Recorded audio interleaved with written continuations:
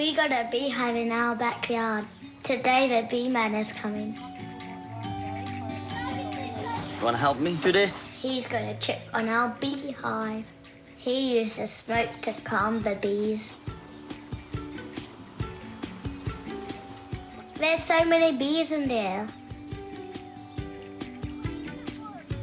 Who can spot the queen for me? She's a little bit darker and a little bit longer than the others. Oh yeah, I see it. That one, I see it. black. It's really good. She's really long. Black at the bottom. Can you see the eggs like a rice cell? Like a rice? Yeah. And in a couple of days they will hatch and they will become like, see? They're tiny. Yeah. There's a little tiny bee. She's about to hatch. Imagine it. Here, look. Can you spot us? We see the drone bees. All the drones are boys.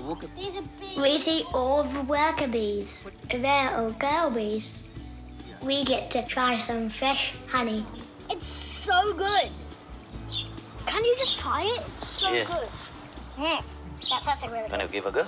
This bottom bed. The bees are doing a great job.